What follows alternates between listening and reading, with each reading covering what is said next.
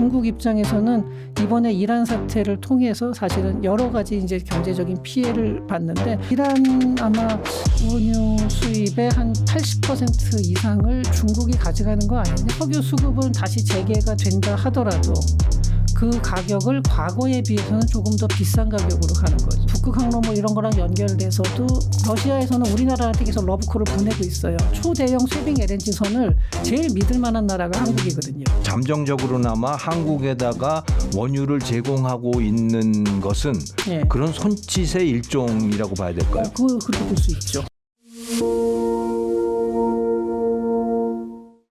시청자 여러분 안녕하세요. 우리 조현승 박사님 산업연구원 연구위원이시고요. 그리고 이 글로벌 경제의 흐름에 대해서 시시각각 변하는 이 흐름들에 대해서 계속 이 정보를 흡수하고 분석하고 종합하시는 분입니다. 조현승 박사님 어서 오십시오. 네, 안녕하세요. 네, 네, 조현승입니다. 네. 바쁘실 텐데 뭐 그다지 바쁘지 않습니다. 원래 세종시에 계셨죠? 산업연구원이. 네. 요즘은 서울에서 출퇴근을 하신다고요? 요새 파견 나와가지고요. 아, 그러시군요. 네. 자, 요즘에 이 이란 문제 아주 뜨거운데요. 네. 이란 저러다가 망하는 거 아니야? 그런데 계속 잘 버티더라고요. 근데 요즘에는 이란이 석유 수출을 못 하고 있죠. 네, 그렇습니다. 석유 수출을 못 하면 이 시설들 말이죠. 네. 산유 시설들 이런 것들 다 굳어버리는 거 아닌가요? 어떻게 보세요? 네, 일단은 이제 그동안 이란이 생각보다 잘 버틴다라고 얘기를 하는 게 사실은 이제 미국이 지상군 투입을 안 하고 네. 피해를 최소화하면서 이란을 이제 그 이란과의 종전 협상을 끌어내겠다라는 식으로 하다 보니까 이란이 그냥 앉아서 버틴 거고요. 그러면서 원유 수출은 계속 했었거든요. 특히 중국 쪽으로 많이 했죠. 그러니까 다른 나라 배는 막아놓고 자기 나라 그 유조선은 그렇죠. 밖으로 네. 뺀 거예요? 예, 그렇게 했었는데 그러다 보니까 미국이 이거 안 되겠다 싶어가지고 역으로 봉쇄를 했죠. 그러니까 그동안 호르무즈 해협 봉쇄 그러면 당연히 이란이 하는 건 줄 알았는데 미국이 역으로 들어갔어요. 그게 네. 이제 요새 하도 뭐 전황이 시시각각 바뀌는데 이걸 갖다 이제 타임 스케줄을 한번 보면요. 네. 4월 7일에 이란이 휴전 협의를 한 다음에 단계적으로 해협을 이제 개방하겠다 이렇게 얘기를 했더니 미국이 그걸 수용하지 않았죠. 무슨 단계적인 개방이냐 이러면서. 그러면서 13일에 4월 13일에 역봉쇄를 했어요. 이렇게 되니까 이란의 무역량의 90%가 딱 막혔습니다. 그 전까지는 이란이 상당히 많은 그 전까지 이란은 계속 이란 배는 자유롭게 드나들었군요. 그렇죠. 예, 그렇게 됐었는데 그러면서 그거를 주로 이제 사간 게 중국 배들이죠. 중국의 그 그림자 선단이라고 부르죠. 그래서 네. 이제 국영 기업은 아니고 주로 이제 민영 기업에서 그걸 티팟이라고 불러요. 그러니까 티팟은 이렇게 돌아가면서 할 수 있잖아요. 그죠? 네. 공해상에서 받기도 하고 딴 데서 받기도 하고 한 다음에 그 이란 원유를 말레이시아산이나 인도네시아산으로 둔갑을 시키는 거죠.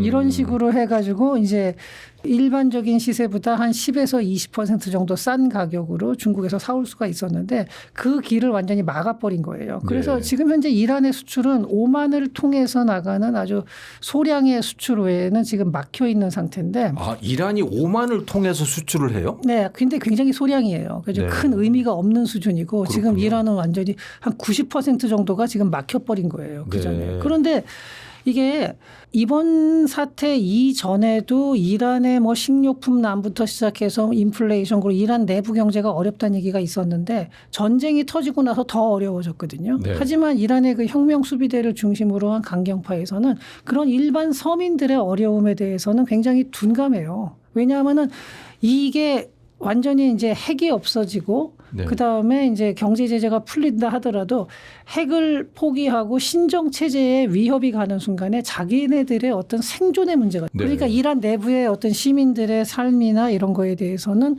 그것보다는 체제 유지가 우선인 거예요. 네. 그랬는데 여기서 미국이 호르무즈 해협을 역으로 봉쇄하면서 이란 무역량의 90%가 차단됐다 이러면은 시민들이 겪는 고통뿐만이 아니라 군 운용비가 없어져요. 당장 아주 직관적으로 생각해서 군인들한테 월급을 못 준다. 그럼 탈영을 시작하겠죠. 그건 그러니까 집권 세력에게도 문제가 되는군요. 그게 아주 심각한 거죠. 네. 그러니까 미국이 그 역봉쇄를 한 거는 바로 그거였고요. 네. 그러고 난 다음에 이란에서 상당히 저자세로 나오고 있습니다. 네. 협상안을 다시 내고 이번엔 오히려 미국에서 검토한 다음에 트럼프 대통령이 2차 협상안 마음에 안 들어 다시 가져와 던졌죠. 이렇게 되는데 그 협상안의 구체적인 내용이 다 밝혀 이렇게 언론에 다 공개되지는 않았는데 언론에 공개된 내용만 보면요. 네. 이란에서 그 2차 협상안으로 제시했던 게 우라늄 농축 수준을 기존의 60%에서 3.67%로 떨어뜨린다. 이건 뭐냐면은 60%는 원자 폭탄을 만들 수 있는 거고 네. 3.67%면은 이건 발전용 정도밖에 안 돼요. 전혀 폭탄으로서는 기능을 못 합니다. 그러니까 우리나라 원자로에 쓰는 게 그 네. 정도 수준인 요 거죠. 정도죠. 네. 예. 그러니까 민수용으로 이제 하는데 이걸 단계적으로 하향하겠다. 그리고 현재 있는 그 고농축 우라늄은 희석을 하든가 해외로 반출하겠다. 그리고 네. IAEA의 그 사찰을 이제 다시 시작하고 이걸 상시화하겠다. 그러니까 이 정도 되면은 이란이 거의 백기투항을 하다시피 한 건데 네.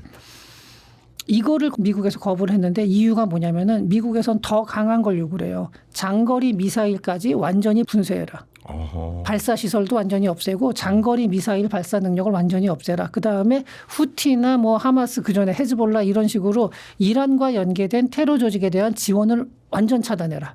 네. 그랬는데 이제 혁명수비대가 거기까지 이거는 내정 간섭이다.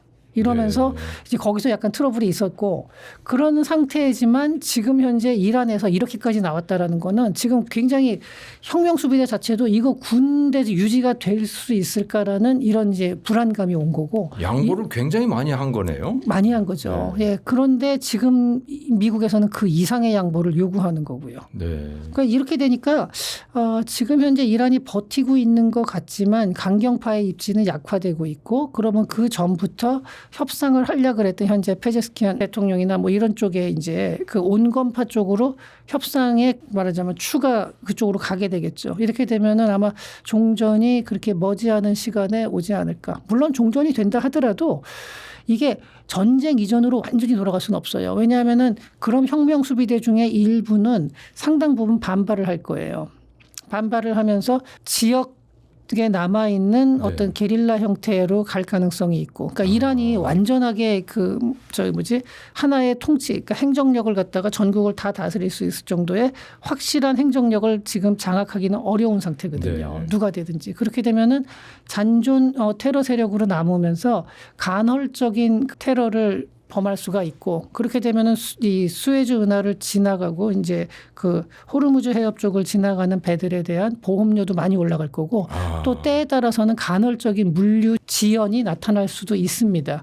그렇기 때문에 완전히 이전 수준, 그러니까 두바이유 70달러 선까지는 안 내려올 거고 지금처럼 100달러 뭐 이런 것보다는 훨씬 낮은 수준이지만 8, 90달러 선에서 가고 그러면서 불안한 거라든지 약간의 위협은 어느 정도 남아있지만 이제는 통제 가능한 수준의 불안 정도가 이제 남겠죠. 네. 그럼 네. 지금 말씀하신 걸 정리해 보면 미국에 의한 역봉쇄 전략이라고 네. 하는 게 지금 이란 군부의 전쟁 네. 수행 능력에 상당한 타격을 줬다. 아주 심각한 타격을 주는 거죠. 그래서 상당히 양보를 한 상태고 네. 그래서 휴전 가능성이 있다.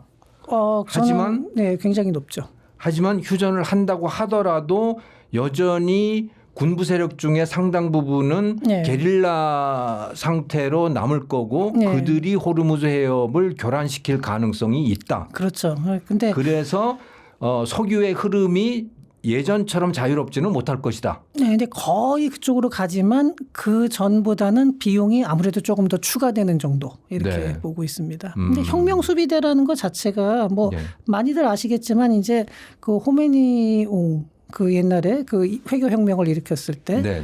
그때 이제 정규군만으로는 이 신정 체제를 유지하는데 약간의 불안 요소가 있다 그래서 그 친위 부대를 만든 거잖아요. 네. 그리고 거기는 국가로부터 월급을 받지는 않습니다. 혁명 수비대는 기업을 운영하거든요. 자기들이 벌어서 가져가요? 그렇죠. 예.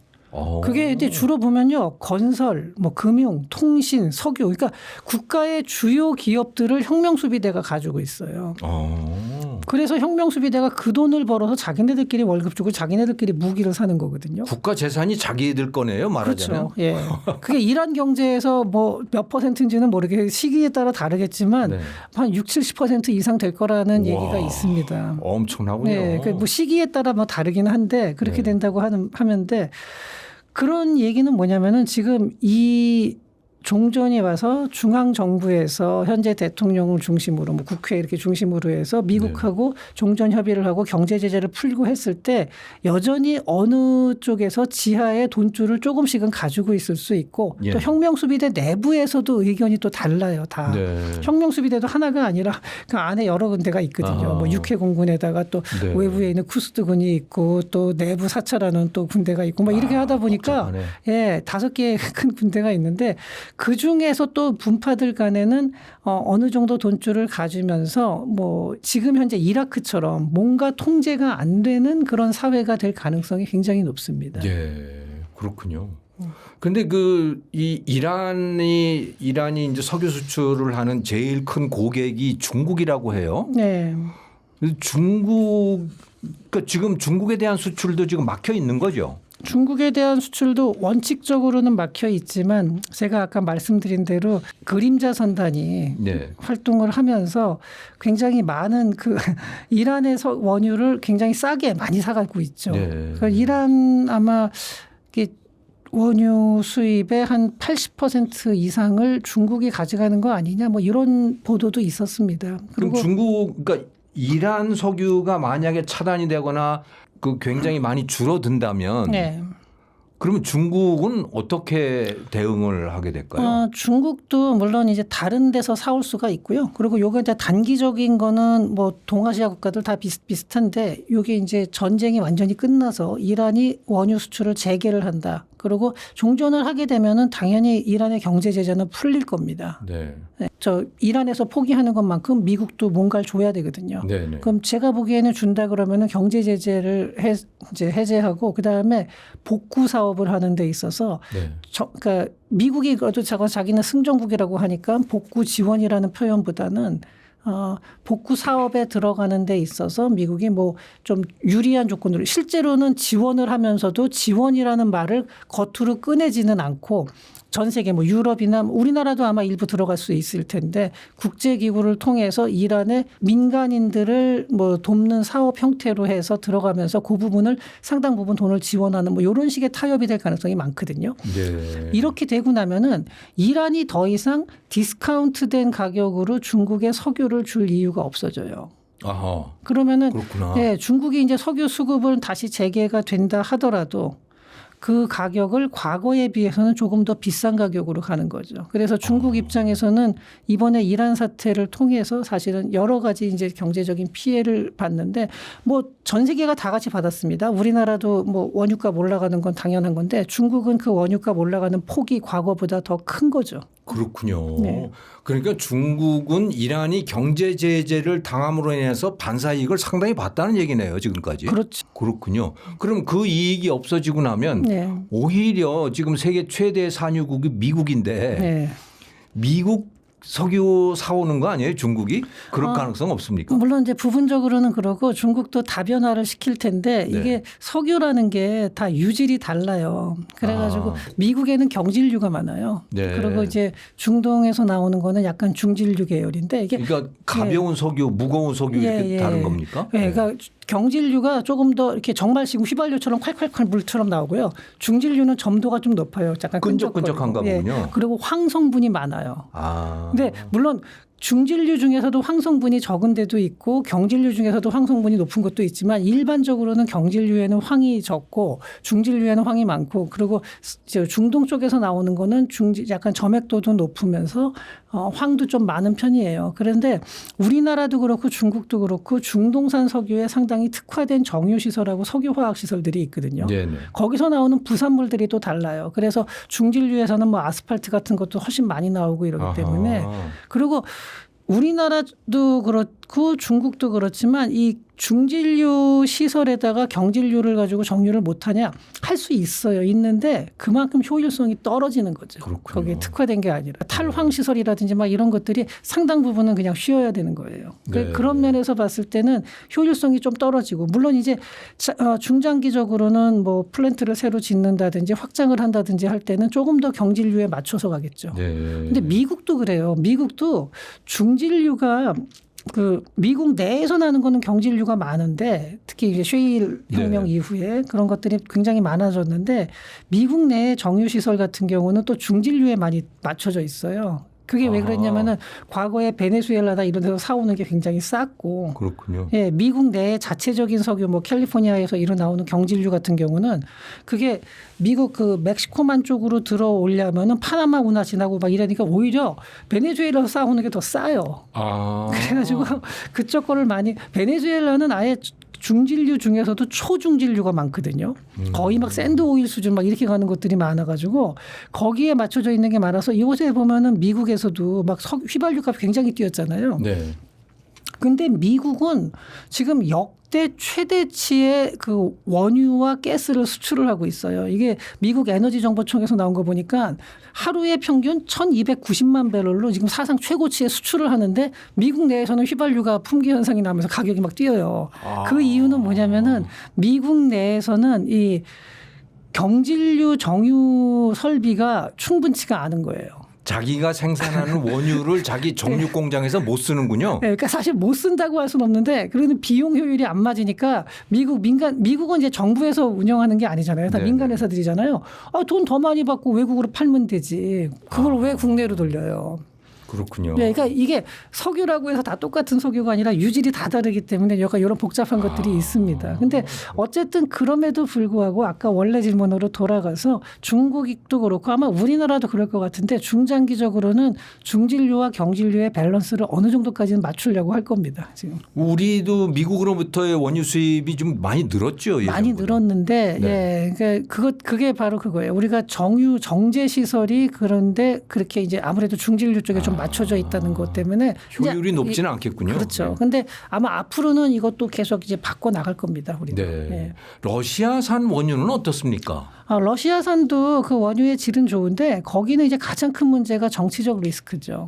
지금 네. 러우 전쟁 이후에 사실 러우 전쟁 이전까지가 우리나라가 러시아산 가스를 상당히 많이 들여오기도 했고 네. 러시아 그 시베리아 반도 위쪽에 야말 반도라고 있어요. 네네. 그 북극 쪽에 그 야말 프로젝트에 들어가서 우리나라 배들이 그때 그 초대형 쇠빙 LNG 선이죠. 이거 우리나라가 뭐 기술이 압도적이거든요. 네. 이걸 갖다 15척이나 그때 이제 그 당시에 대우조선해양이 지금 네. 하나 패노션 이쪽에서 이제 15척이나 이렇게 수주를 하고 인도를 하고 굉장히 좋은 성과를 냈는데 2차 프로젝트에서는 러시아가 한국에만 너무 의존하면 안 되니까 뭐 프랑스, 중국 조금 끼워줬어요. 네. 근데 그러다가 2022년에 이제 러우 전쟁이 나면서 우리나라는 완전 배제가 됐죠. 우리나라 빠졌죠, 사실. 빠진 상태고 이게 이제 앞으로 북극 항로 뭐 이런 거랑 연결돼서도 이제 러시아에서는 우리나라한테 계속 러브콜을 보내고 있어요. 왜냐하면은 그 쇠빙 LNG선 초대형 쇠빙 LNG선을 제일 믿을 만한 나라가 한국이거든요. 지금 러시아가 쇠빙 LNG선이라고 하는 거를 보유하고 있습니까? 예, 있기는 있는데 그게 이제 더 많이 필요할 뿐만 아니라 네. 그 초대형으로 하면서 이제 가장 믿을 만한 그러니까 영하 50도가 넘는 지역이거든요. 네. 거기서 이 LNG를 가둔 상태에서 쇠빙 이게 막 충격을 엄청나게 받으면서 가야 돼요. 네. 그 쇠빙선이라는 것 자체가 얼음을 갖다가 얼음을 몸체로 깨고 가야 깨고 되는 거죠? 되니까. 네. 예. 그러면서 가스가 새질 않아야 되고. 네. 이게 중국도 이거를 갖다가 하기는 하는데 중국은 아직까지 우리나라만큼 이렇게 초대형으로 못 만들고 있고 안전성이 충분히 검증이 안 된 상태거든요. 그러니까 이거를 우리나라한테 그래서 러시아가 많이 러브콜을 보내고 있는데 가장 큰 문제는 역시 정치적인 리스크예요. 과연 러시아를 갖다가 우리가 얼마큼 믿을 수 있느냐 또 국제 제재를 받는 상황에서 우리가 러시아하고 너무 친밀하게 가는 게 과연 옳은 거냐. 2022년에 중단됐다라고 하는 건 네. 그 구체적 이유가 어떻게 되나요? 전쟁, 러우 전쟁으로 국제 제재가 들어가서 국제 제재가 예, 거기에 들어가서. 우리나라 동참할 수밖에 없었죠. 예, 그렇군요. 예. 그러면 우리가 만약에 지금 다시 예. 러시아에 쇠빙 LNG선을 만들어 준다면 어떻게 되는 거예요? 지금 현재는 아마 잘 안 될 것 같아요. 그럼 불가능합니까? 아직은, 뭐 그거는 불가능하다고 단정할 수는 없지만 아직 네. 제재가 끝나지 않은 상태고요. 전쟁이 빨리 끝나기를 기다리고 있는 거죠. 예. 근데 지금 원유를 뭐 조금 사오는 거 정도는 뭐 이런 특수한 상황에서 이게 국제적으로도 좀 어느 정도 넘어가 줄 수 있는 거지만 네. 본격적으로 그 프로젝트에 참여해서 수조 원 단위의 계약을 맺는다 이런 거는 아마 지금 현재로서는 어렵다고 봐야죠. 그럼 러시아가 손짓을 한다고 말씀을 하셨는데 러시아가 지금 뭐 잠정적으로나마 한국에다가 원유를 제공하고 있는 것은 네. 그런 손짓의 일종이라고 봐야 될까요? 그렇게 볼 수 있죠. 예. 아, 그렇군요. 네. 그렇군요. 그런데 앞으로 그 러시아가 전쟁을 어떻게 하게 될지 네. 추가적인 다른 전쟁이 있을지 이걸 알 수 없으니 네. 우리로서는 네. 함부로 러시아 프로젝트를 수주하기 어렵다. 그렇죠. 대형 프로젝트는 어렵고요. 그래서 네. 러우 전쟁이 빨리 끝나고 러시아에 대한 공식적인 제재가 끝난다면은 이 부분에 있어서도 우리나라 조선업계에서는 굉장히 큰 호재가 될 겁니다. 네, 그렇게 됐으면 좋겠는데 네. 그러려면 러시아가 전쟁을 네. 포기해야 되는 거네요. 자관 러시아 우크라이나하고 잘 합의를 해야겠죠. 그렇군요.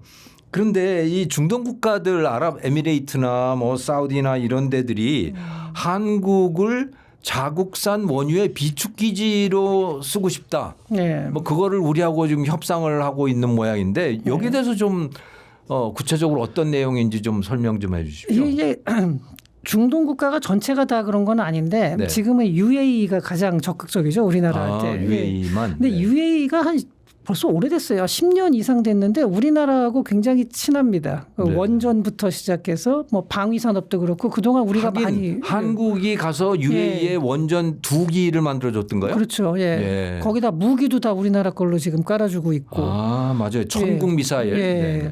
그런 와중에 이제 UAE는 한국을 어떤 전략적 파트너로 생각을 하고 네. 그러면서 이제 우리나라하고 굉장히 친하게 지냈는데 여기 또 우리나라가 유리한 것 중에 하나가 대규모 비축 기지가 있고요. 또 네. 하나는 이 울산 같은 경우는 세계 최대급 액체 화물 항만 시설을 가지고 있어요. 항만 시설. 예, 항만 중에서도 특히 액체 화물에 굉장히 용이한 그 항구를 가지고 있어요. 네. 그러니까 일반 컨테이너선이나 뭐 이런 것들이 아니라 네. 그러다 보니까 이게 두 가지죠. 동부가 석유 허브로다가 그러니까 자기네 거를 그쪽으로 옮겨놓고 거기서 분배하는 게 오히려 더 효율이 높을 수 있다. 그러니까 허브 앤 스포크에서 우리나라가 허브가 되는 거죠. 그러니까 비축 기지라고 하는 예. 거는 예. 평상시에 네. 그 UAE가 네. 석유를 생산을 해서 네. 한국의 비축 기지에다가 갖다 저장을 해 놓는다는 소린가요? 그렇죠. 근데 이게 뭐냐면 물론 이제 그렇다 놓고 뭐 몇 년치 쓰고 막 이럴 건 아니겠지만 네. 일단은 UAE도 석유를 뭐 중국으로도 팔고 일본으로도 팔고 이렇게 할 때 보면은 네. 자기네가 하나하나를 다 가는 것보다 일단 한국으로 보내서 거기서 이렇게 분산시키는 게 더 편하거든요. 왜 비행기도 그렇잖아요. 허브 앤 스포크고 상당히 많은 물류가 그렇죠. 비행기에 거점 공항이 있듯이. 그렇죠. 예. 그렇군요. 이걸 한국으로 쓰고 싶어 하는 그러니까 한국하고 어차피 뭐 협력을 많이 하는 김에 거기다 한국이 또 군사력도 센 편이고 네. 근데 중국도 물론 되겠지만 중국은 사실은 조금 이제 정치적으로 껄끄러워요. 중국한테 얽혔다가 어떻게 될지 모른다라는 좀 이란하고 또 뭐 예. 가까운 예. 나라고 그러니. 그리고 중국 정부보다는 한국 정부를 믿을 수 있는 게 한국 정부가 착해서라기보다는 중국처럼 저렇게 횡포를 부릴 만한 힘은 없거든요. 우리나라가. 중국은 언제 어떻게 돌변할지 모르는 좀 네. 그런 위험이 있죠. 근데 한국은 그렇지는 않아요. 그리고 네. 일본도 물론 이제 비교적 믿을 만한 파트너지만 일본은 항만 시설도 훨씬 비싸고 이제 한국보다는 좀 그동안의 협력 비용이 관계가 많이 드는군요, 예, 일본은. 비용도 들고 협력 관계에서도 그동안의 한국과의 이 네트워크만큼은 갖춰진 게 아니고 아하. 그러니까 이러다 보니까 그리고 더군다나 거기서 정유 시설을 또 한국이 워낙 많이 가지고 있고 네. 우리나라가 세계 6위의 정유 그 캐퍼를 가지고 있는데 네. 우리나라에서 생산하는 것, 그러니까 소비하는 것보다 수출량이 굉장히 많습니다. 네. 그러니까 뭐 미국이나 중국도 정유 시설이 많지만 자기네 나라에서 소비하는 양이 엄청나거든요. 네. 근데 우리나라는 우리나라에서 소비를 많이 한다 하더라도 수출량도 많아요. 그러니까 우리나라가 석유 수출국이라는 걸 뭐 지금은 요새는 많이 아시죠. 다. 그러니까 석유 제품 그렇죠. 석유 제품 그렇죠. 수출국이죠. 석유 제품 그러니까 네. 뭐 휘발유나 뭐 이런 거 있죠. 뭐 등유, 경유 이런 항공유 것도 뭐 이런 이런 거. 것들도 항공유 이런 거 많이 수출을 하고 있고 뭐 석유 화학 제품도 많이 수출을 하죠.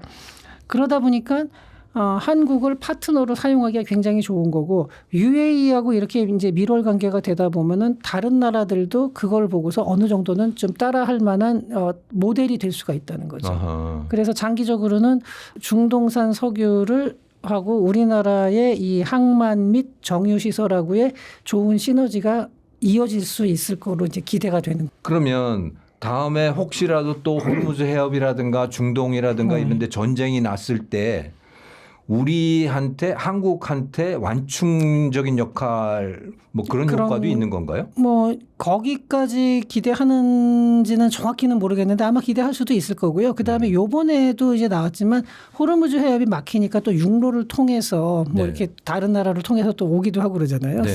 사우디의 그 안부항인가요? 그쪽을 네. 통해서도 오고 이런 것처럼 그런 루트도 평시에는 비싸니까 안 쓰지만 유사시에는 또 오픈해가지고 쓸 수 있게 하면서 한국으로 가져오고 아마 이런 식의 큰 세부적인 전략도 뭐 내부적으로는 생각하고 있을 가능성이 있습니다. 아하, 그렇군요. 자, 이번에는 중국 경제 이야기로 넘어가겠습니다. 중국 경제가 뭐 내수가 줄어들어서 상당히 고생을 하는 모양인데 그것 중에 이게 인구가 감소해서 생기는 그런 효과도 상당히 큰 것 같아요. 네. 그 중국 인구가 지금 어떤 상태에 있습니까? 공식적으로는 14억이라고 하는데 네. 요새는 뭐 이거 정말로 14억이라고 믿는 사람은 많지는 않을 거예요. 그거보다 더 적다. 네, 훨씬 실질적으로는. 적죠. 왜냐하면은 중국에서는요, 이 인구뿐만이 아니라 모든 통계가 다 그런데 어떻게 너무 크니까 중앙 정부에서 전체를 집계를 못하고 네. 각 지방 성들 있죠. 그 네. 지방 성시별로 올리면은 중앙에서 그걸 총괄을 하는 거죠. 총계를 내는 건데. 그렇군요. 이 지방에서 나오는 거 뭐 생산량이건 뭐 뭐든지 어떤 숫자든지 간에 많이 올려야 돼요. 그래야 정부로부터 더 많은 교부금을 받을 수 있고. 아, 그렇습니까? 네. 그리고 또 지방 부풀릴 인센티브가 충분히 있는 거네요. 그럼요. 예. 거기다가 이 지방 공무원들의 승진에도 그게 영향을 줘요. 인구도 많아야 되는군요. 그렇죠. 그러면. 예. 그래서 과연 저 숫자를 갖다가 정말로 정직하게 내 승진도 포기하고 뭐 공무원이 네. 오로지 국가의 올바른 통계를 위해서 헌신하겠다는 생각으로 있는 그대로 정확하게 딱 맞춰서 보고를 하겠느냐 아니면 조금 부풀리겠느냐. 요거는 여러분들께서 판단해 주시고요. 예. 그러다 보니까 이제 중앙에서 나오는 숫자에 대해서 신뢰도가 조금 낮다라는 거거든요. 아하. 근데 이 그렇군요. 중국 위기론을 얘기할 때 여러 가지 얘기가 나와요. 그래서 나오는 게 이제 중국의 한계 그러면은 지금까지 보면은 굉장히 빠른 속도로 그 놀라운 성과를 낸 게 많아요. 뭐 AI에서 딥시크가 그랬고요. 네네. 그다음에 아직 상용화 단계는 아니지만 뭐 양자 컴퓨터에서도 기술이 많이 올라와 있다고 네. 하고 위성 항공산업, 항공우주산업 뭐 이런 데서도 기술이 상당히 높다고는 하는데 아직까지 단 한 번도 선도자가 된 건 없어요. 그러니까 성공적인 추격자의 역할을 한 거죠. 지금까지. AI에서도 그렇죠. 딥시크가 요란은 하지만 예. 따라하는 거다. 그렇죠. 그러니까 이게 넘어선 게 아니거든요. 먼저 뭘 개발해서 선도자가 된 게 아니라 다 추격을 하는 데 있어서 굉장히 효과적으로 했다라는 거예요. 근데 이게 추격을 하는 과정이 자연스럽게 민간에서 효율적으로 된 게 아니라 정부의 집중적인 재원 투입이었다는 거죠. 예를 들자면 어떤 게 있습니까?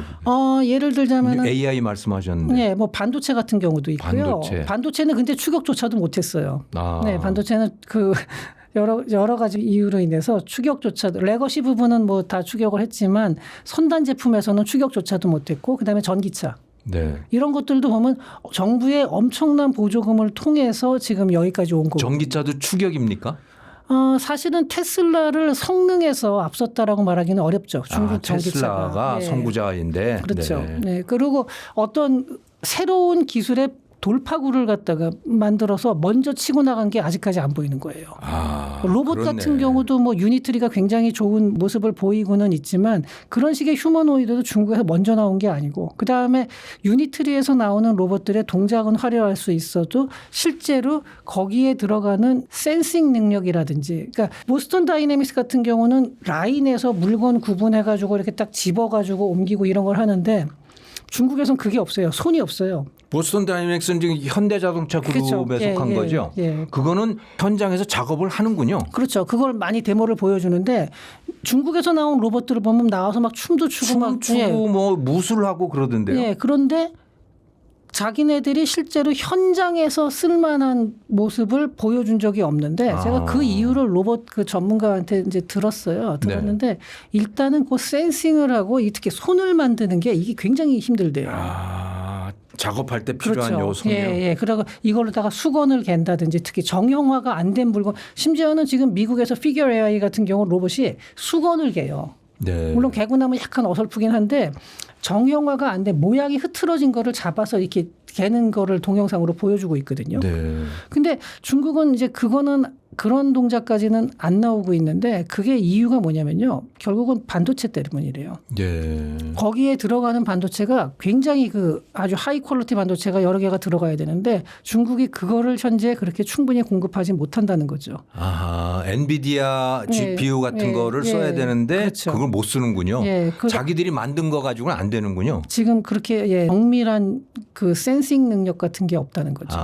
그러니까 이런 부분들이 있어서 화려한 군무라는 게 보기에는 굉장히 놀라워 보이지만 과연 실용도가 어떠냐 네. 이런 거. 물론 이제 나중에 이제 그 칩이 공급이 되고 또 중국이 하는 거 보면 어느 날 갑자기 깜짝 놀라게 하는 경우도 있기는 합니다만 현재 상태로 보면은 아직은 선도자가 되지 못했다라는 거예요. 네. 그런 면에서 봤을 때. 근데 그 가장 큰 뭐 여러 가지 이유가 있을 수 있어요. 미국의 어떤 제재 같은 것도 이런 정치적인 그런 불안감도 있고 그러면서 중국은 근데 민간에서 이게 차곡차곡 쌓여서 나오는 게 아니라 정부에서 다른 걸 쫙 모아가지고 한 군데 돈을 갖다가 쫙쫙 몰아넣는 거예요. 그러니까 보조금, 그렇죠. 정책 자금 뭐 이런 예. 거군요. 반도체 같은 경우도 그 창신 메모리라든지 뭐 이런 반도체 회사들 보면요. 지난 몇 년 동안 적자액이 어마어마한데 적자액 그 자기네 매출액 이상의 투자금이 들어가요. 그 투자금을 정부에서 그냥 주는 거예요. 현금으로. 적자가 나도 예. 부도가 안 나는군요. 절대 안 나죠. 네. 그러니까 더군다나 적자가 어마어마하게 나는데 그냥 조금의 투자액이 아니라 매출액하고 비슷한 수준의 투자가 계속 들어가요. 그 정도군요. 네, 그런 식으로 가니까 이게 망하지 않고 계속 이제 올라는 가는데 과연 경제 전체가 저렇게 이게 엄청난 비효율이거든요. 생각해 보면은 그러니까 이걸 갖다가 언제까지 유지할 수 있겠느냐. 그러니까 내수가 저렇게 침체되고 사람들의 불만이 올라온다 그러면은 이걸 과연 이런 모델로 언제까지 갈 수 있냐. 더군다나 현재 인구 문제가 심각하다라는 거예요. 네. 이게 그러면은 생산 인력하고 이제 중국도 요새 기대 수명이 계속 늘어나고 있거든요. 노인들이 많아진 그렇죠. 모양이군요. 예, 과거에 비해서는. 네. 그러니까 물론 뭐 우리나라도 고령화는 뭐 어디 가서 할 얘기는 아니겠지만 저도 고령입니다. 예, 저도 이제 곧 고령이 되는데 근데 이제 이게 소득이 어느 정도 수준에 올라오고 뭔가 그 전에 시스템을 준비를 한 상태에서 고령화가 되는 거하고 중국처럼 아직 중진국 함정에 그러니까 선진국으로 그렇죠. 가지 못한 상태에서 고령화가 되는 건 또 다른 얘기고 그런 상황에서 이게 고령화가 되는 상황에서 앞으로도 계속 그럼 현재처럼 중앙에서 모든 재원을 뽑아서 국가 전략 산업에다 계속 투입하는 모델을 유지할 수 있겠느냐 하는 거죠. 네. 그러니까 이런 부분에서 이제 중국의 어려움이 있다. 뭐 그러니까 물론 중국의 장점도 많지만 저는 지금은 이제 중국의 어떤 어려움에 대해서만 설명을 한다면은 이제 그렇군요. 종합적으로 이렇게 설명을 할 수가 있는 거죠. 예. 그러면 최근에 그 데이터들을 보면 중국의 해외 유학생 숫자가 굉장히 줄어들었다. 네. 10년 전 상태로 돌아갔다. 네. 이런 데이터들이 나오던데 이게 말해주는 게 경제가 나쁘다는 건가요? 아니면 분위기가 달라졌다는 건가요? 어떤 것을 저는 말해주는 세 가지 거죠? 원인을 네. 뽑습니다. 지금 말씀하신 것처럼 경제가 어려워져서 유학 보내기가 지금 힘든 상황이 많았다. 과거에는 이제 중국의 중산층들도 무리해서라도 보내는 사람들이 있었는데 이제 그게 잘 안 되고. 죄송합니다만 네. 과거에 중국 학생들이 유학 간 거 네. 그건 다 자기 돈 가지고 갔어요? 아니죠. 그러니까 섞여 있죠. 정부 장학금도 많았고 예. 그다음에 정부 장학금도 네. 많았군요. 자기 돈 가져온 사람들도 많았어요. 네. 그런데 그 아예 부유층은 상관없어요. 지금도 많이 가죠. 근데 네네. 이제 아슬아슬했던 사람들이 자꾸 탈락된다는 게 있죠. 네. 그렇군요. 그다음에 이게 있고 그리고 또 하나는 과거에는 유학을 갔다 오고 나면 해외에서 취업을 하던가 아니면은 중국에 오더라도 뭐 썩 만족스럽진 않더라도 취업 자체는 예컨대 미국에서 박사를 받고 중국으로 돌아왔다 그러면은 제가 이제 공부할 때도 중국 학생들은 가급적이면 미국에 남으려고 굉장히 노력을 많이 했었고 아하. 또 실제로 잘 남았고 네. 그리고 중국으로 돌아가더라도 대부분 잡은 가지고 갔어요. 네. 받아서 갔는데 이제는 그것조차 어려워졌다. 중국 내에 잡이 이제 많이 줄었다는 거죠. 해외 유학 학위 받아가지고 와도 네. 취업이 안 되는군요. 잘 안 된다. 국내에서. 네. 그게 있고요. 네. 그 다음에 이제 세 번째가 외국에서 중국 유학생에 대한 그 굉장히 유학생뿐만이 아니라 그러니까 유학까지는 그렇다 쳐도 졸업하고 나서 취업하는 거에 대한 제동이 많이 걸렸어요. 요즘 들어서. 그 현지 국가에서 그렇죠. 네, 네. 미국이나 유럽이나 이런 쪽에서 중국 학생들로 위장하고 취업해서 정상적인 직장인이라고 하는데 실제로 보면 산업 스파이였다. 이런 것들이 여러 번 적발이 되고 하면서 지금 그래서 중국인 취업에 대해서 아주 부정적인 분위기가 많거든요. 네. 네, 그렇다 보니까 그리고 미국 대학 내에 정부 차원에서는 뭐 공자학원 만들어주고 막 이렇게 하면서 했지만 결국은 그게 이제 중국의 스파이 조직이다라는 식의 얘기가 막 나오면서 그런 것들에 대한 제재도 미국을 중심으로 굉장히 강하게 이제 제재가 들어가요. 네. 이런 상황에서는 뭐 미국에서는 지금 뭐 중국뿐만 아니라 해외 유학생 자체가 다 취업이 굉장히 지금 어려운 상황이지만 네. 이제 그게 유럽으로도 가고 이러면서 전 세계적으로 중국인들의 취업에 대해서 상당히 좀 부정적인 인식이 강해지고 이게 여러 가지가 이렇게 겹치는데 그게 한마디로 말해서 과거에는 해외로 가서 뭔가 이렇게 얻을 수 있는 거 해외 취업이라든지 아니면 중국으로 돌아와서라든지 이런 식의 이제 혜택이 있는 거죠. 갔다 온 다음에 자기가 얻을 수 있는 게 있었는데 이게 지금 많이 줄어들었고 그다음에 또 하나는 이제 상대적인 그 비용 상승인 거죠. 자기는 그러니까 중국 서민들의 생활이 더 악화되면서 자기가 지불할 능력이 좀 떨어지고 그러니까 이러다 보니까 해외로 나갈 만한 그 매력이 더 떨어지는 거고요. 그러면 그 선진 외국 발전된 지식을 중국으로 가져올 수 있는 그 통로도 이제 상당히 줄어든다 뭐 그런 의미이기도 하겠네요. 네, 장기적으로는 그런 효과가 분명히 있을 겁니다. 예. 근데 내수가 이렇게 안 좋아지고 그러다가 보니까 이 금융도 문제가 되나 봐요. 네. 그래서 중소은행들이 뭐 타격이 심하다, 문 닫는 데들이 많다 그러던데 그 이야기는 어떻게 된 건지 좀 말씀을 네. 좀 해주시죠. 뭐 지금 이걸 이제 은행 위기까지라고 할 수는 없고요. 이제 네. 부동산 침체가 길어지면서 은행들 부실이 좀 많아졌어요. 네. 특히 중소은행들. 그래가지고 이제 아직까지 뭐 대형은행은 건재한데 뭐 공상은행, 건설은행 이런 거는 뭐 건재한데 네. 지방은행들에서 상당한 부실이 발생하다 보니까 네. 구조조정을 정부 차원에서 시작을 했어요. 아하. 네, 그래가지고 뭐 합병하고 뭐 이러는 과정에서 상당히 이제 많은 은행들이 줄어들었죠, 개수가. 그렇군요. 네, 근데 그 과정에서 우리나라 같으면 예금자 보호를 다 해주잖아요. 어느 선까지는 다 예금자 보험이 있고 해서 다 보상을 해주는데. 5천만 원까지인가 뭐 다 네. 해주지 않아요? 근데 중국은 그 보상액이 우리나라에 비해서는 턱없이 적습니다. 아 그렇습니까? 네, 그래서 그것도 뱅크로 그렇네. 뭐 공산주의 국가인데 그래도. 공산주의 국가인데 사유재산은 그냥 뭐 이렇게 정부에서 필요하면은 니네가 좀 희생 좀 해. 약간 이런 식으로.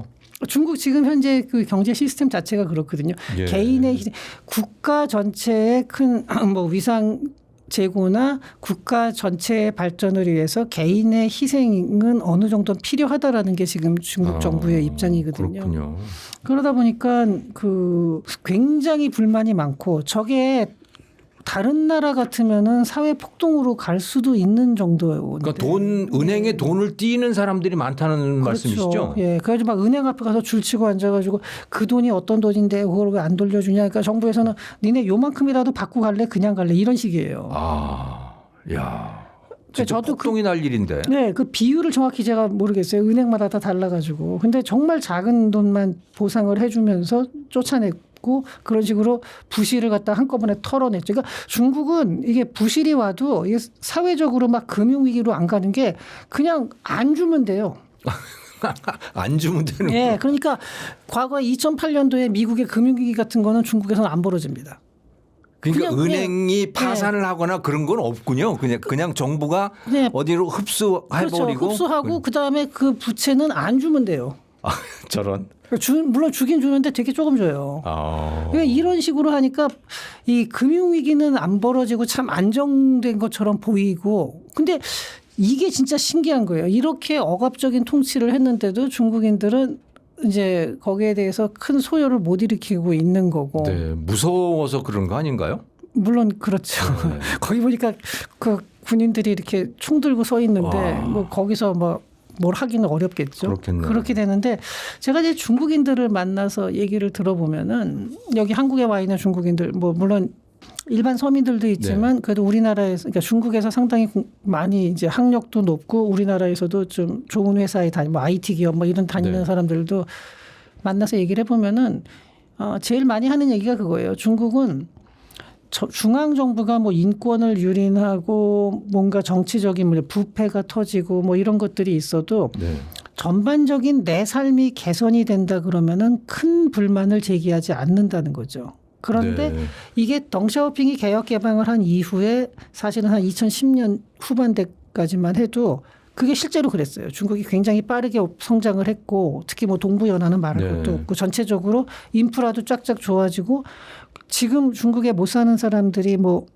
세계 어디 가나 다 빈부격차는 있지만 중국도 빈부격차가 심한데 이 가난한 사람들조차도 과거에 비해서는 훨씬 좋아진 거거든요. 네.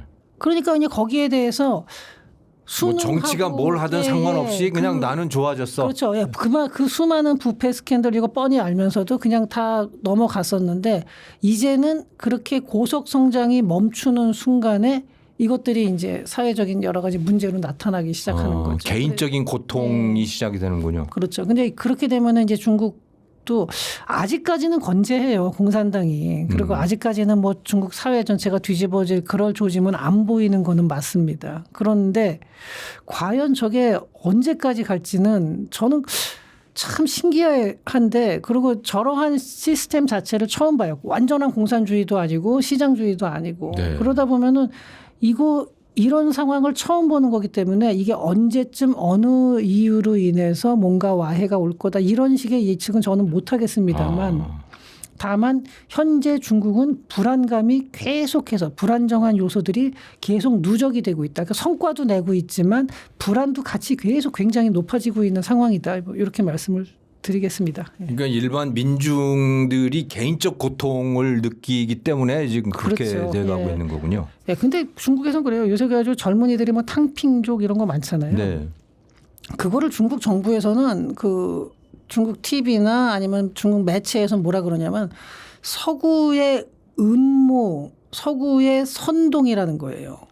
실제로는 이렇게 우리가 살기 힘든 게 아닌데 자꾸 서방 국가들이 선동을 해서 젊은이들한테 일할 의지를 꺾는다. 그러니까 탕핑을 하는 거는 선동에 놀아나는 행동이다. 그러니까 탕핑이라고 하는 거는 집에서 그냥 누워 있는 거죠. 네. 부모 돈 써가면서 그렇죠. 누워 있는 거죠. 근데 그걸 갖다가 그게 어떻게 서구의 선동입니까? 그러게 그거 무슨 상관이 있어요? 그러니까 근데 그거 갖다 중국을 망치기 위한 서구의 선동이다라고 지금 중국 정부에서는 중국 내부 단속을 위해서 그렇게 하고 있는 거예요. 그러니까 나가서 일해라 아무리 적은 월급이라도. 일종의 뭐 반역자처럼 되는 거예요. 그러면. 네, 그래서 이게 공산당에 저항하는 소극적 저항이다 이런 식으로 메시지를 던지는 거예요. 그렇군요. 근데 저렇게 하는 게 언제까지 유지가 될 수 있을지는 저도 잘 모르겠습니다. 예. 근데 중국의 이 농민공들이 굉장히 많았었잖아요. 그러니까 농촌에 호적을 두고 있는데 실제로 일하고 돈 벌고 밥 먹고 하는 거는 도시에 와서 했고 그 사람들은 사실은 뭐 뿌리가 없는 그냥 방랑하는 그런 생활을 하고 있었는데 근데 내수가 이렇게 줄어들고 일자리가 줄어들면 그 사람들은 어떻게 살아요? 저도 잘 모르겠어요. 이게 제대로 이게 공식적으로 보도가 안 되는데 요새 그러니까 천상 그래서 볼 수 있는 게 유튜브나 이런 데 올라오는 영상이에요. 그러니까 누가 말로 설명하는 그거는 뭐 서로 주장하는 게 달라서 알 수 없는데 영상들이 많이 올라오고 있는데 정말로 보면 새벽에 그 인력 시장에서 뭐 한 자리 한두 자리 가지고 막 수십 명씩 달려들고 막 이러는데 막상 그 사람들 인터뷰에 보면 받는 월급은 정말 하루 벌어 하루 먹는 정도. 그러면서 사는 모습들도 정말 비참하죠. 방 하나 크기에서 막 한 6, 7명 이렇게 모여가지고 거기서 조금 공간 쪼개서 거기서 먹고 자고 하면서 정말 그렇더라고요. 예, 그렇게 나오는 것들이 굉장히 많고 네. 그런 일자리마저 줄어들고 있다. 그리고 중국에 그런 사람들 대상으로 운영되는 식당이나 이런 거 보면 가격이 한 끼에 뭐 1,000원 이하 막 이런 것들이 많거든요. 그러니까 이런 걸 보면서 저게 근데 도저히 이게 통계도 제대로 안 잡히고 중국 정부에서 발표도 제대로 안 하기 때문에 어느 선인지를 저는 지금 감을 못 잡겠어요. 중국에 가서 사는 사람이 아니라면은 그거를 네. 정확히는 알 수는 없는데 지금 상황이 굉장히 어려운 건 확실한 게 중국이 작년에 수출 실적이 역대 최고치였습니다. 예. 그런데 그러니까 전체 GDP는 오히려 하향이 됐어요. 해가 가면서. 그러니까 2022년부터 2023년부터구나. 2022년 한 하반기부터 이 수출 가격 지수라는 게 있거든요. 네네. 수출 가격, 그러니까 수출 단가인데 이게 계속 하락했어요. 그러니까 덤핑을 한다는 말이네요. 그렇죠. 말하자면. 예. 그러면 그 덤핑을 할 수 있는 원동력은 뭐냐? 결국 인건비가 깎였다는 거예요. 그럼 중국의 물가가 내려갔냐? 물론 물가가 거의 오르지는 않았지만 이제 오르겠죠. 이번에 또 이란 사태로. 사태 때문에. 자, 이런 상황에서도 중국은 그러면은 계속해서 덤핑을 하면서 인건비를 후려칠 수 있겠느냐 하는 거죠. 이러면은 점점 더 어려워지는 거고 결국 농민공들은 다시 농촌으로 돌아갈 수밖에 없는 상황이 되는 거거든요. 근데 예전에 기사들을 보면 농민공들이 우리나라 주말 부부나 저 기러기 가족들 그런 것 마냥 아이들은 네. 시골에 놔두고 예. 부부만 도시에 와서 일을 하면서 그 아이들 할머니 할아버지한테 돈 보내서 아이들 학교 보내고 뭐 이런 사람들이 많던데. 지금도 많죠. 지금도 그 사람들 많고요. 어떻게 사나 모르겠어요. 그러니까 그러한 것들에 중국 사람들이 상당히 익숙해져 있기 때문에 지금 네. 이런 체제가 유지가 되는 건데 네. 과연 그게 앞으로도 통하겠냐 하는 거예요. 근데 지금 보면은 저는 중국의 성장률이 계속해서 이제 하향 조정이 되고 있거든요. 네네. 공식적으로 중국 정부에서 발표하는 건 늘 5%는 지켰다 하지만 사실은 좀 믿기 어렵고요. 그러니까 5% 성장이면 대단한 건데. 그렇죠. 근데 실제 사는 사람들 네. 보면 아니잖아요. 이제 한 4% 중반대라고 하는데 그것도 높아 보이는데 이게 문제는 뭐냐면은 수출이 정말 역대 최고치를 찍고 있다는 거예요. 네. 그러면은 과거에 6, 7% 하다가 지금 4.5% 뭐 이렇게 되는 건데 이게 수출은 엄청나게 올라갔거든요. 네. 그럼 뭐냐? 내수가 그만큼 깎였다는 거죠. 역설적이네. 네. 그런데 수출 단가는 떨어졌어요. 그럼 뭐예요? 그 완전히 가격을 다 후려쳤다는 얘기죠. 그렇네. 그러니까 이렇게 되기 때문에 지금 중국의 상황이 이 상태가 지속되는데 여기다가 스태그플레이션까지 온다 그러면은 사실은 그렇게 되면은 다른 나라 같으면 정권이 뒤집어지는데 네. 중국은 뭐 그럼에도 불구하고 참 굳건하게 가고 있습니다. 공산당이. 예. 그러면은 이게 영원히 갈 거냐? 솔직히 제가 그걸 모르겠어요. 이게 과연 언제까지 버틸 수 있는 건지를 저도 이건 도저히 예측이 불가능합니다. 굉장히 그 불안 요소를 하고 이 성장이라는 거하고 같이 가고 있어가지고 참 그러니까 첨단 산업에서의 성과 그리고 그 못지않은 내부의 불안 이게 같이 커져가는 사회입니다. 지금 중국은. 그렇군요. 네. 참 충격적인 그런 말씀. 잘 새겨들어야겠습니다. 이번에는 중국의 산업 이야기를 좀 청해서 듣겠습니다. 이번에 그 이란 사태 때문에 말이죠. 중동에서 석유가 이제 비싼 값에 들어오고 또 못 들어오고 그래서 중국 경제가 어렵다고 하는데 또 한편으로는 중국의 전기차를 또 중동에 못 팔아서 또 문제가 생긴다고요? 네. 그 시장이 꽤 컸던 모양이죠. 네, 근데 사실 지금 이제 항구에 막 묶여 있는 차들 굉장히 많거든요. 네. 우리가 막히면서. 근데 이거는 꼭 중국뿐만이 아니라 전 세계가 다 그렇긴 하죠. 우리나라도 약간 그런 게 있고. 근데 이것 자체는 저는 뭐 오히려 그러니까 요거 자체는 약간의 휘발성은 있어요. 그래서 네. 그 사태가 진정이 되면은 다시 회복이 될 만한 문제고. 네. 이번에 중동 리스크가 이제 중국의 다른 산업에서 봤을 때는 아까 제가 유가에서 이제 그동안 디스카운트 받는 거를 손해를 보기 때문에 네. 이제 그쪽에서 좀 손해를 본다. 뭐 이런 거는 전체적으로 보면 분명히 안 좋은데 네. 전기차 산업에서는 이게 단기적으로 상당히 부정적인 충격인 건 맞는데 장기적으로는 이게 재생에너지 수요 증가로 또 이어지거든요. 근데 그러면은 이제 또 중국의 뭐 태양광 패널이라든지 네. 뭐 이런 것 또 전기차에서도 이제 중국이 경쟁력이 있기 때문에 요거는 오히려 중장기적으로 중국한테 이렇게 불리할 만한 조건은 아니에요. 네. 그 그렇군요. 두 산업에 대해서는. 네. 그렇군요. 근데 그 유럽하고 자꾸 이 갈등이 계속 생기나 봐요. 중국하고. 네. 그래서 유럽이 중국을 계속 경계를 하고 있는 거고 단순한 경제 관계를 넘어서 이거는 국가 안보에 영향을 미치는 문제들이다. 경제라고 하더라도 네. 그게 전력 관련 시설들을 그런 관점에서 보고 있는 것 같은데 그렇죠.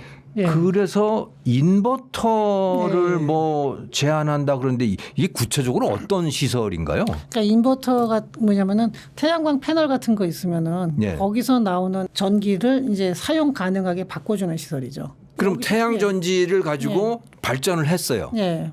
그 발전을 하면은 그걸 이제 그 가정에다가 보내려면 충전을 할 수 있게 만들어주는 그 시설이 인버터입니다.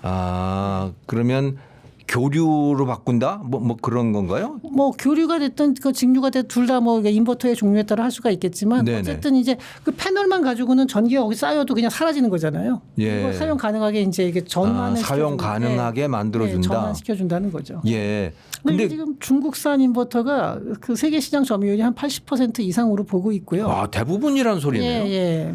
근데 그것이 국가 안보하고 무슨 문제가 되나요? 그게 왜 그러냐면요.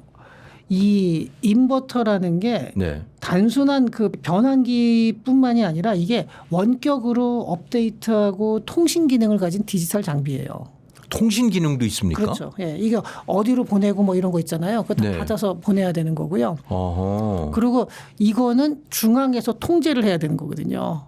그러니까 네트워크가 다 깔려 있고, 그러니까 이게 실시간으로 전력망을 갖다가 다 통제하는 거에 말하자면 단말기 같은 형태라고 생각하시면 돼요. 그럼 중국산 인버터를 유럽에 예를 들어 독일이 설치를 네. 한다라고 하면 그러면 그 인버터를 만든 중국의 기업이 통신으로 다 잡는 제어를 한다는 예. 소리입니까? 그렇죠. 예. 그리고 그리고 그 정보를 다 가져가는 거죠.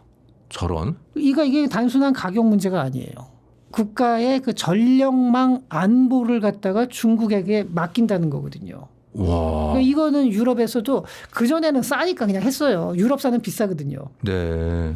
근데 이제는 싸도 안 되겠다가 되는 거죠. 예. 그래서 전기차가 지금 이제 북미 시장은 중국 전기차가 막혀 있는데 유럽에서는 중국산 전기차가 많이 쓰이거든요. 네. 이것도 장기적으로 봐야 돼요. 그 전기차에서 나오는 수많은 데이터가 과연 중국으로 빠져나가지 않겠냐 하는 거죠.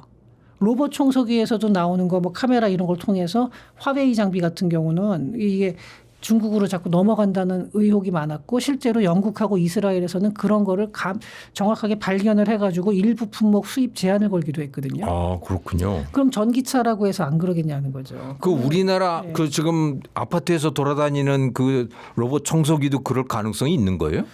그런 사례들이 간혹 나와요. 아직까지는 이제 대량으로 나오지는 않았는데 그런 식으로 얘기들이 돌고는 있고 근데 사실 일반 가정용은 저는 별로 그렇게 상관없을 것 같거든요. 뭐 제가 움직인 집안에서 왔다 갔다 하는 거 찍어서 뭐 어디다 쓰겠어요.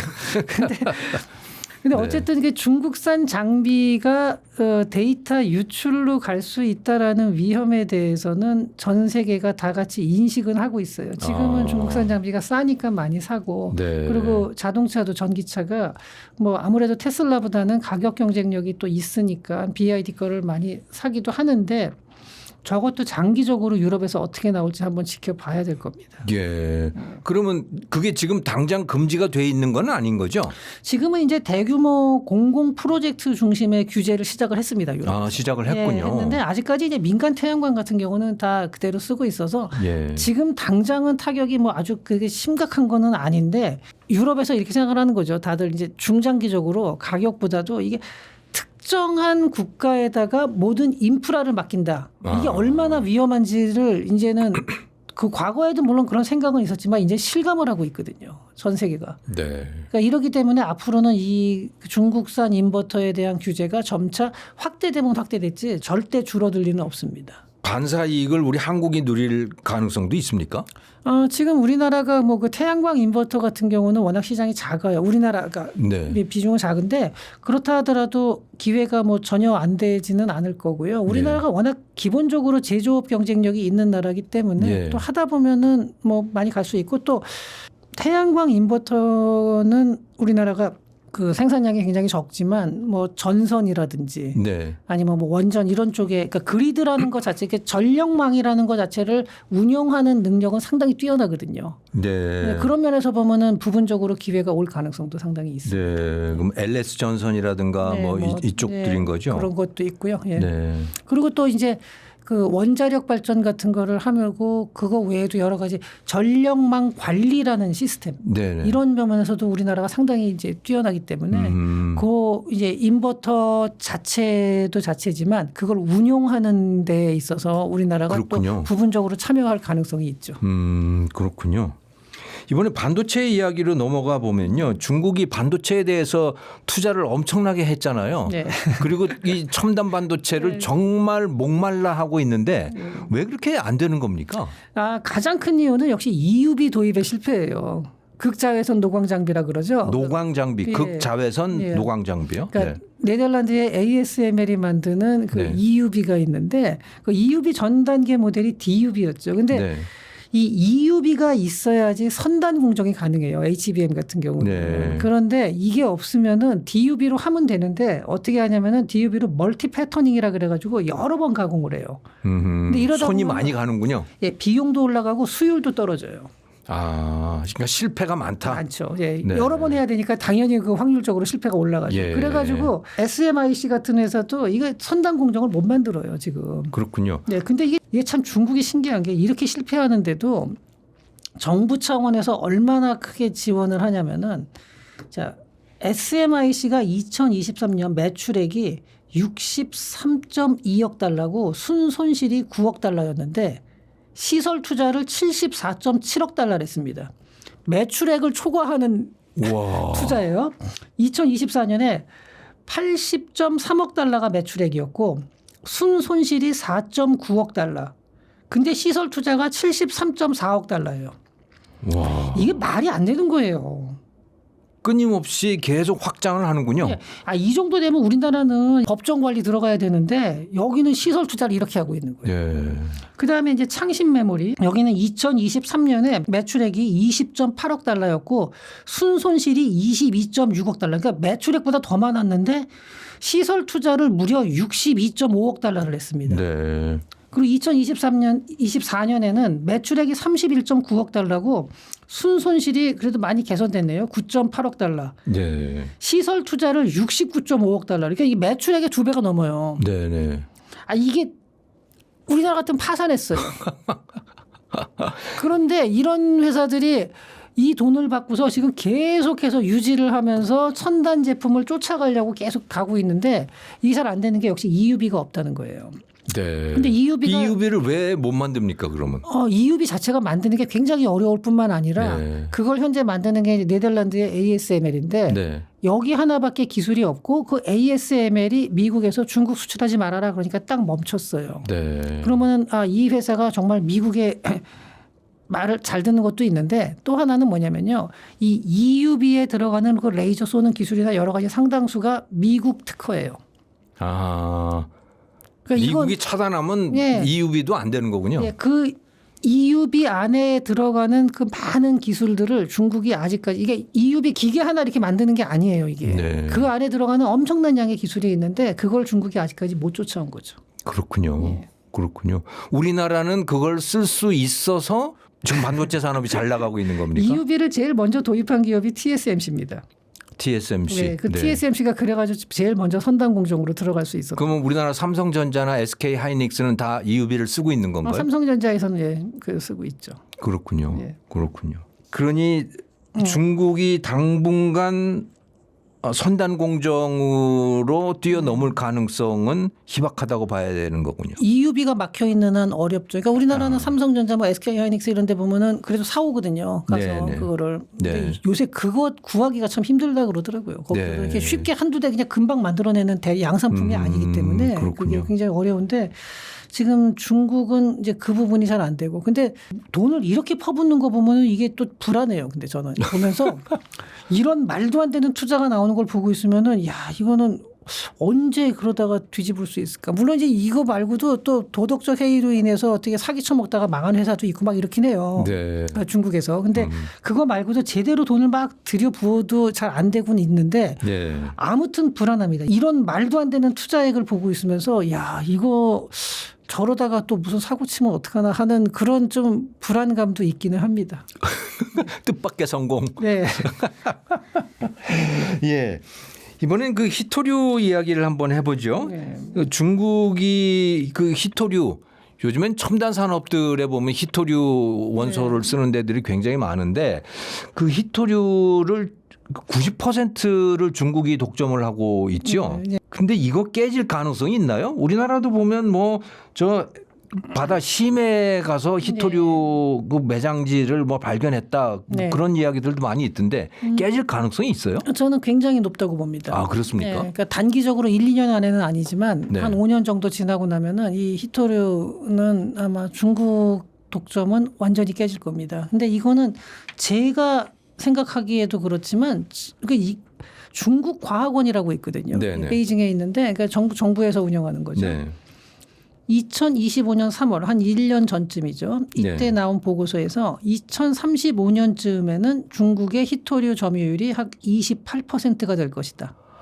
90%가 네. 그렇게 떨어진다고요? 네. 그리고 2040년에는 약 23% 수준까지 떨어질 수 있다. 이렇게 말했고 중국의 압도적인 외위는 향후 10에서 15년 갈 수 있다. 이렇게 보고 있는데 물론 이게 약간 엄살일 수도 있습니다만 중국은 웬만하면 자기네한테 유리하게 말하고 부풀려서 말하지 이렇게 줄여서 말하는 경우가 드물거든요.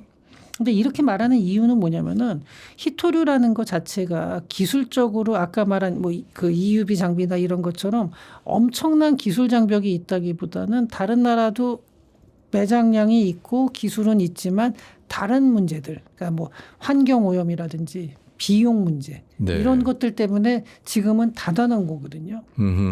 과거에는 한 80년대 초반까지만 해도 세계에서 히토류를 한 미국이 한 60% 이상 장악을 하고 있었어요. 아 미국이 최대 네. 생산국이었군요. 그렇죠. 예. 그런데 미국이 그걸 포기하고 나오게 되는 게 중국이 세계 무대에 들어오면서 더 싸고 많은 양의 히토류를 생산을 해내고 그리고 한 90년대 넘어오면서부터는 미국에서도 환경 문제나 이런 것들이 막 부각이 되면서 히토류에 대해서 부정적인 히토류 생산 과정에서 나오는 여러 가지 공해 물질, 유해 물질에 대한 부정적인 면들이 많이 보도가 됐죠. 네네. 그런데 중국에서 더 싼 가격으로 그런 문제를 미국이 겪을 필요 없이 다 제공을 해주는 거예요.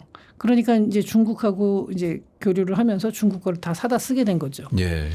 그리고 지난 한 20여 년, 그러니까 90년대 후반부터 2010년대 후반까지 보면은 미국하고 중국이 어떤 전략적 파트너 경제에서 그걸로다가 서로 글로벌 공급망에서 아주 역할 분담을 잘하면서 서로에게 이익이 되는 관계였거든요. 그러니까 그때는 히토류를 중국 거를 절대적으로 다 사다 쓴 거죠. 아하. 다른 나라들도 마찬가지고요.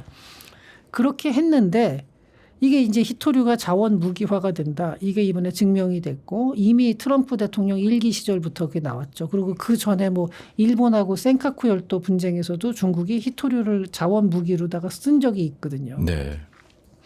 그러다 보니까 최근에 미국이나 호주 같은 데서도 히토류 광산을 다시 재개를 하고 있죠. 대표적으로 미국에서는 마운틴 패스가 있어요. 네. 마운틴 패스 광산.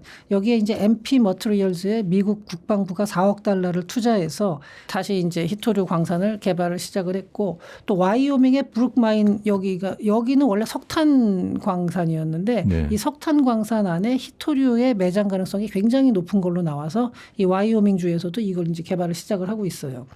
그 다음에 벨기에 이제 화학회사 그 솔베이의 그 히토류 공장이 작년 4월부터 연구 자석에 들어가는 네오디뮴하고 그다음에 플러세오디움 생산을 이미 시작을 했습니다. 네. 그리고 여기가 호주가 이제 제일 활발한데 리나스 레어스라는 데가 있어요. 여기는 일본에서 굉장히 많이 투자를 했거든요. 그렇군요. 센카쿠 열도 분쟁 이후에 뜨끔해가지고 호주랑 이제 손을 잡았어요. 그래가지고 이게 이제 거기서 히토류를 그 채굴을 하고 이제 생산까지 갔는데 2025년 중반에 여름쯤에 말레이시아 공장에서 그 중히토류, 그러니까 디스프로슘하고 터뷴 같은 거를 갖다가 상업 분리 정제 가공을 양산을 시작을 했어요. 예. 그래가지고 비중국 히토류 공장 중에 최대 생산량이 지금 나오고 있습니다. 양산 시작을 예. 했군요, 이미. 그러니까 아직은 중국에 그래도 여러 가지 이제 그 뭐 네오디뮴이나 뭐 이런 것들은 중국이 절대적으로 강하지만 경히토류 쪽은 뭐 다른 나라도 많이 가지고 있으니까 그건 괜찮고 중히토류 쪽이 항상 문제인데 그쪽으로도 지금 호주나 뭐 미국, 뭐 벨기에 이런 데서 가고 있고요. 이렇게 되다 보니까 이제 중국과학원에서도 나온 게 지금 현재 중국이 건드려 놨지만 이 중국이 쓸 수 있는 히토류 카드라는 것 자체가 조금 있으면은 서서히 약화되는 거예요. 당장 끊어지는 게 아니라. 그러니까 앞으로 당분간 뭐 1, 2년 안에 이러한 구도가 크게 바뀌지는 않겠지만 지금 상태로 지나다 보면 한 5년만 지나도 중국의 히토류를 쓸 수 있는 카드의 힘이 굉장히 떨어진다는 거죠. 그렇죠. 그러니까 기술적인 우위라기보다는 그렇죠. 비용의 네. 우위, 환경 오염을 어떻게 그렇죠. 대하느냐의 그 차이. 근데 이걸 중국이 이런 식으로 하고 났더니 과거에는 미국에서 보면요. 광산 하나 개발하려 그러면은 그게 보통 한 5년에서 7년 걸린다 그래요. 미국에 허가 받는데요. 네, 토지 허가국이나 이런 데 제출해야 되는 서류만 해도 막 100건이 넘어가고 공청회 해야지 막 이렇게 하다 보니까 몇 년씩 걸리 지금은 미국 내에서도 여론이 좀 바뀌었어요. 그리고 예전에 환경 문제 때문에 뭐 이렇게 폐쇄했던 거, 뭐 심지어는 네바다주에서는 거기에 그 메밀 종류, 야생 메밀 종류가 있어요. 근데 그 메밀 서식지라는 이유로 광산 개발을 못하게 막 시민단체들이 와 환경단체가 막고 그랬거든요. 아, 그거 옆에다 옮겨주겠다. 안 된다. 원래 있던 자리에 있어야 된다. 그러면 옛날에 먹혔어요. 네. 그 다음에 네바다주에 또 이제 거기서는 주로 리튬 광산인데 리튬 외에 히토류도 조금 묻혀 있고 또 네. 네바다주에 있는 광산 같은 경우는 거기가 옛날에 그 아파치 쪽의 성지였다. 그래가지고 그 성지를 훼손하면 안 된다 그러면은 거기 그 원주민들하고 그다음에 거기에 동조하는 단체들이 막 움직이면요. 네바다주에서 상원의원 선거가 뒤집힐 수가 있어요. 그러니까 그것 때문에 광산을 갖다가 묻어놨던 거를 다시 이제 그 분위기가 바뀌었군요. 예, 지금 개발을 이제 허가가 나서 작년인가부터 이제 들어가고. 근데 이런 게 뭐냐면은 중국이 자원 무기화를 하면서 여론이 바뀌고 어느 정도 옛날에는 이거 환경 보존이 우선이야 했던 부분들이 일부분은 좀 바뀌는 거예요. 그리고 미네소타에서도 한번 그런 일이 있었는데 미네소타에 거기가 이제 저도 정확한 지명은 잊어버렸는데 그쪽에서도 그 리튬하고 히토류 광산이 있어요. 근데 거기는 뭐였냐면은 그 청소년 레크리에이션용 그 호수하고 이런 게 있어가지고 네. 거기 성지예요, 거의 그쪽으로. 그래서 여기를 오염시키면 안 된다.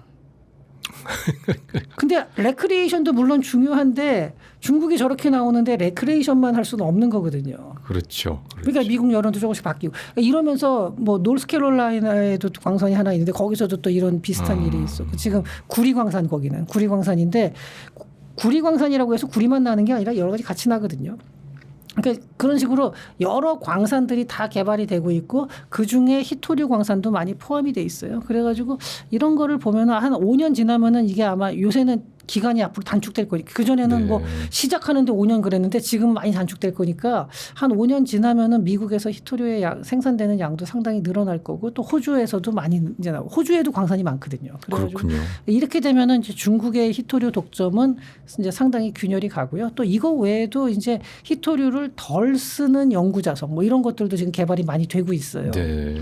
그러다 보니까 중국도 어떻게 보면은 이제 급한 거죠. 이 자기가 가장 강력한 힘을 지금 써야 되는데 이 시간이 지나면서 이게 자꾸 약해지거든요. 그게 그래서 근본적인 강점이 아니니까 그렇군요. 그렇죠. 네. 예.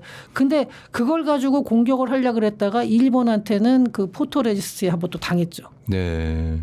이게 포토레지스트 같은 경우는 다른 나라가 쉽게 쫓아오질 또 못해요. 그러니까 일본이 갖고 있는 포토 레지스트 기술은 네. 중국이 시간이 지나도 대체할 수 없는 거죠. 그러니까 그렇게 단정할 수는 없지만 이 히토류만큼 확실하게 보이는 게 아니죠. 네. 히토류는 시간 지나면 이건 확실하게 뒤집어진다는데 네. 포토레지스트는 확실하게 뒤집을 수 있다라는 보장이 없어요. 그렇군요. 네. 그러니까 그런 차이가 있기 때문에 중국 입장에서도 약간 이런 부분에서는 좀 초조해할 가능성이 있는 거죠. 그러니까 지난번에 그 트럼프하고 시진핑하고 관세를 가지고 서로 협상을 할 때는 히토류 네. 무기로 써서 네. 미국의 관세를 1년 유예시켰죠. 그렇죠. 예. 그것까지는 성공했는데 앞으로 어떻게 될지 모른다. 그렇죠. 그러니까 그게 어쨌든 자건 중국은 그동안 덩샤오핑이 아주 유명한 말을 했잖아요. 중동엔 석유가 있지만 중국에는 히토류가 있다. 네. 이 말을 했었는데 그 카드 수십 년 동안 갈고 닦은 카드를 이번에 아주 제대로 그냥 신나게 썼는데 네. 그리고 굉장히 파괴력이 있었는데 과연 이게 이제 얼마나 유효하냐. 요거는 이제 중국도 상당히 고민거리가 되는 거죠. 네. 예. 알겠습니다. 오늘 조현승 박사님 모시고 경제 중국 경제와 관련된 이야기 또 이란 전쟁과 관련된 이야기들 아주 흥미로운 이야기들 많이 청해서 들었습니다. 시청자 여러분 시청해 주셔서 감사합니다. 또 다시 찾아뵙겠습니다.